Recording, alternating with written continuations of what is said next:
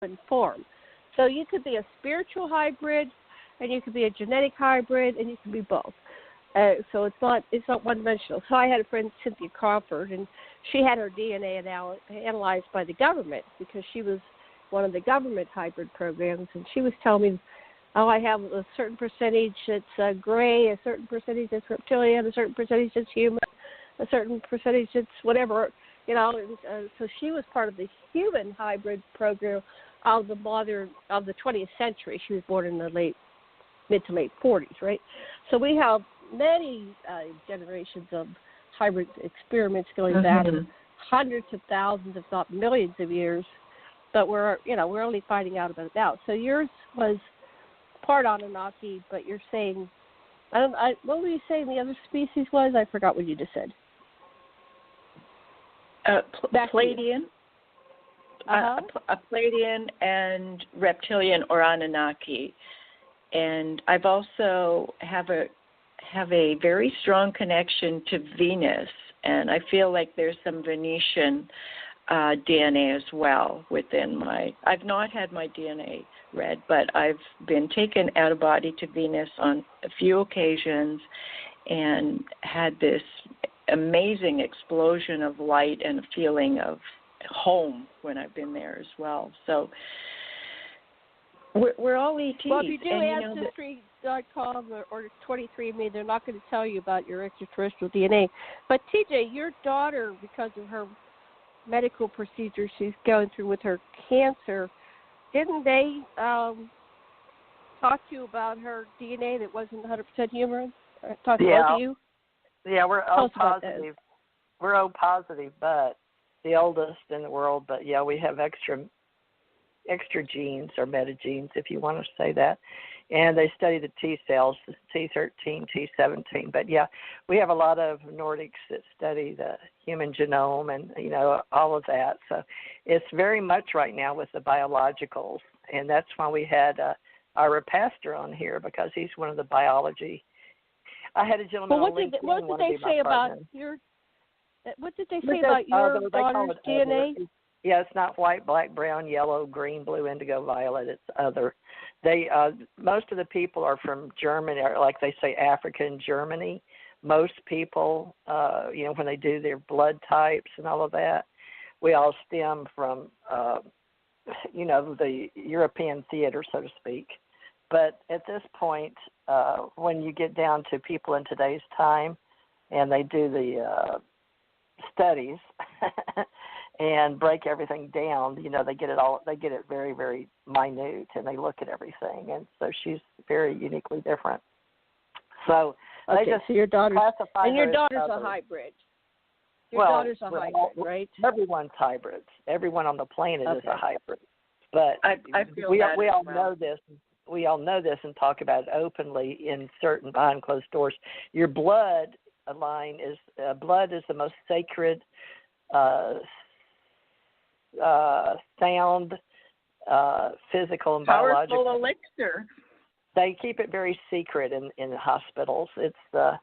It's very, very. Yeah, they're not going to tell inside. you that you have alien DNA if you get 23andMe or Ancestry. They're not going to tell you. Well, they break it down. They know. We already have synthetic DNA and all of that, but that's a whole other level of existence if we go that, scientifically. But it's okay. Let's keep moving on the DNA. We can talk about Gilgamesh and Ishtar. I've been called Ishtar and Inanna and Zeus, and I told Tom my grandfather and my father was Zeus, and my name's Thurmond and Thor's protection. So there's all kind of signs all the way down in our family and genealogy that we're all related. If we go all the way back up, we're all one and the same anyway. At some point, we talk about God right. and having all fractals or all pieces or sparks. So it's just how we relate to the sound of the words when we're talking to each other.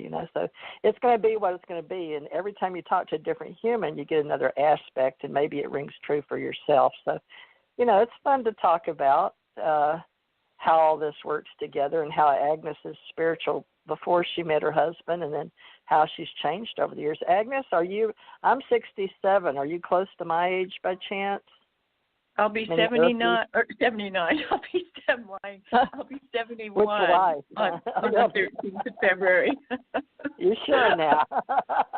Which aspect of you are we speaking to? Now. What's your birthday again, Agnes? What's your birthday? 13th of February. Oh, well, I just turned 65 on the 6th. Yeah, yesterday. Yeah. Happy birthday. We're the same. Thank you, and happy birthday. So we're baby boomers. Yay. Yes. And I was born to this wonderful Mennonite brethren mother, and I was born on a Friday the 13th, and the nurses in the hospital warned her about this child, and they said, watch out for her. She's going to be very different. She might be a challenge. So, that was so amazing that these nurses said this to my mother, because whenever I told her stuff, had a vision or saw somebody who I was in a past life, and I'd tell her about it, she'd just kind of look at me and say, uh-huh. And, she was a very religious Mennonite woman, but she just, she gave me the freedom to express and be and become who I was to become, if you wish. Well, let me tell you this. At least she wasn't narrow-minded. Let me tell you, you've mentioned two words, Mennonite and Friday the 13th. My daughter was born on Friday the 13th, August 13th, and my grandmother and her mother, or her sister, Aunt Mary, they were Mennonites. So folks need to understand that's a certain Christian group that belongs to the Anabaptist denomination. It's named for Minnow Simon of Friesland. Right. Broke away from Martin Luther. Yeah, so when they came over to America, some of my people were Anabaptist, and so they still dress a little differently, because I know that my cousins I played with that were Mennonites still had the longer dresses, and some of them still wear the little caps. So tell us about, were you a child Mennonite? Did you have to wear longer dresses? And they couldn't play like drop the handkerchief at the family get-togethers we had. The Mennonite side of my family were really different. We were more modern in today's time. So just what were you like? Were you a Mennonite child? I was a Mennonite child, but I was a Mennonite Brethren child, and the Mennonite Brethren are the most liberal of all the Mennonite branches. They believe in educating their girls, and they believe in music and culture. So, we were encouraged to live a simple life, to be pacifists. There were those, traditional no-nos, no drinking, dancing, or sex, or no makeup, but we pretty much could, wear what we wanted to, and so on and so forth. And again, music and education was encouraged. A lot of my ancestors were PhDs. My son is a PhD. Several of my uncles as well. So it was a fairly liberal upbringing, Mennonite upbringing. But what I took from it was Jesus. I saw him when I was a little kid in Sunday school already, and the music, the classical music, which was just fills my soul and my heart. It just creates an expansion within me that is really phenomenal. So I appreciate that part of it. But I always knew I wasn't going to be following up with a baptism into this church or religion. Well, what part of the country of Anabaptism, because the Russian Revolution, it says that it was formed in 1860, the Mennonite Brethren Church, Russian Mennonites in 1860. But what do you think? Yeah, the Brethren, Mennonite Brethren. What do you remember about them? Were your family Mennonites, and you just were born into that faith? Yeah, yes. My ancestors were Russian Mennonites, German and Dutch originally, and had lived in Russia since the late 1700s. So my father and mother were both born in Russia and escaped at just after the First World War and came to Canada. Wow. And they came to Western Canada. Yeah. So, yeah, left everything behind. It was very traumatic, and I was always trying to dig out stories from my father, and he refused to talk about Russia, and because they were traumatized, right? Many were martyred and sent to Siberia to camps and so forth. So there was a lot of trauma. But, we can release all this trauma, and I can tell you a little story about releasing this Mennonite trauma that, I'd inherited from my generations. And Go ahead. You want to hear that story? Sure. Yes, I think it's appropriate. Yes, go for it. This was about 25 years ago, and some of the members of my mother's side, my matrilineal lineage, were calling forth a family gathering because somebody had shown up from Eastern Europe who is now living in Germany, and she had done a genealogy of our matrilineal family tree. And one of my cousins was bringing her to British Columbia, and there was this huge family gathering, and I was able to attend, and it was a lovely time of reconnecting with these people who I kind of put them out there, because I knew I wasn't going to follow that religion, so I didn't keep in touch with my mother's side of the family or my father's side of the family, but it felt really important to go to this reunion. And about midnight or so, or shortly before that, one of my cousins said, "Let's all gather around the grand piano and let's sing the songs of our faith." And that did it. I said to myself, I'm out of here.